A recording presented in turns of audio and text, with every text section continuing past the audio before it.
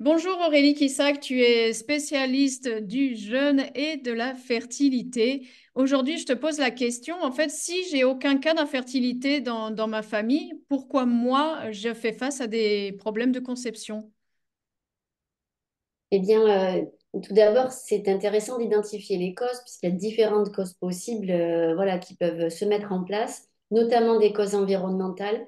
On ne peut pas exclure aujourd'hui l'effet de la vaccination et de tous les perturbateurs endocriniens auxquels on est soumis. Et voilà, nos anciens, nos parents, nos grands-parents étaient un peu plus épargnés que nous. Donc, il y a cet impact-là qui est très fort aujourd'hui.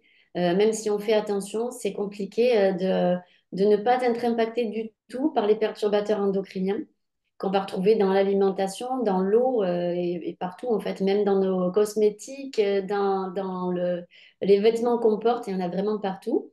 Donc ça, c'est le premier lien. Après, on peut avoir aussi des causes physiologiques, donc un dérèglement hormonal, un problème thyroïdien, c'est fréquent aussi, souvent en lien avec l'infertilité. Bien entendu, il peut y avoir aussi des causes anatomiques, c'est-à-dire un problème fonctionnel, un organe qui ne fonctionne pas bien, une malformation suite à une infection, par exemple. Donc ça, c'est une possibilité. Et puis, il faut parler aussi de l'émotionnel, du transgénérationnel. Donc là, on sort encore un peu plus du cadre, on rentre un peu plus dans la subtilité. La sphère énergétique aussi doit être prise en compte. Et le partenaire, il ne faut pas l'oublier parce que voilà, c'est un projet de couple. Donc, c'est la santé des deux partenaires qui est tout aussi importante. Voilà, il faut penser qu'on a un terrain, on a une génétique, mais on a souvent fait l'erreur, voilà, on l'a fait encore aujourd'hui. On pense qu'en fait, c'est notre génétique qui détermine qui l'on est, qui est garant en fait de notre santé ou de nos maladies. Ça fait partie des croyances qu'on véhicule parfois très tôt, dès l'enfance. Je suis comme ma mère, mon père avait tel problème, je suis comme lui, etc. Voilà. Donc, sans aller jusqu'à dire que notre génétique n'a aucun impact, l'impact finalement, il est minime par rapport à notre hygiène de vie, ce qu'on va faire, comment on va bouger, comment on va manger et surtout comment on va penser.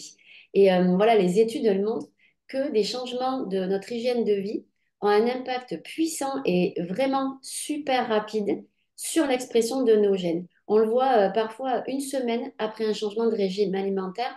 Donc c'est ça qui est intéressant aussi dans cet accompagnement, c'est que c'est vraiment très efficace si on prend en compte voilà, la globalité de l'individu.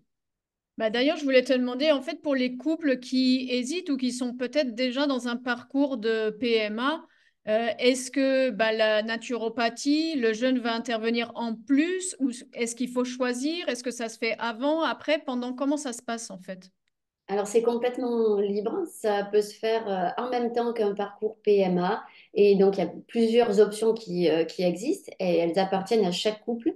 Donc on peut tout à fait faire du médical uniquement, du naturel uniquement, ça peut être transitoire, on peut essayer l'un en premier et l'autre ensuite, ou alors on peut mêler les deux, on peut avoir un accompagnement plus global à la fois médical, donc un parcours PMA et un accompagnement naturopathique. Donc là encore, tout dépendra de la cause ou des causes de la problématique.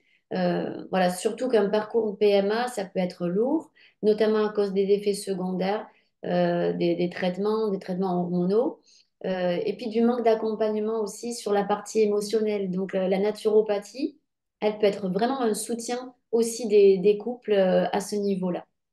Voilà, la naturopathie, c'est un soutien global individuel qui va prendre en compte votre hérédité, les pathologies passées, celles qu'on rencontre actuellement, donc notamment les problèmes de fertilité, le ressenti émotionnel, physique aussi, et puis le bilan alimentaire qui est important. Voilà. Et on aide surtout les personnes toujours en douceur et dans le respect de qui on est en fait, et qui on est aussi en tant que couple. Donc ça, c'est vraiment intéressant aussi. Et donc, c'est complémentaire à 100%. D'accord. Et justement, est-ce que les personnes qui se disent, ben, moi, je veux peut-être changer d'hygiène de vie ou je veux faire des efforts au niveau de mon alimentation, de la gestion des émotions, mais le partenaire n'est pas vraiment engagé ou une personne, elle se dit, ben, tiens, pour que ça marche vraiment avec le naturel, est-ce qu'il faut tout changer? Ça va être un régime hyper restrictif ou je vais devoir jeûner? Comment ça se passe en fait? Non, non, il n'y a pas de régime restrictif. En naturopathie, il y a des régimes restrictifs parfois sur de très courtes périodes, mais jamais sur le long terme. Donc l'idée globale, c'est de revenir à un équilibre et pas aujourd'hui, ce qui est promu, c'est le tout ou rien. C'est souvent dans ça qu'on s'engage. Et donc l'idée, c'est vraiment de rééquilibrer son hygiène de vie.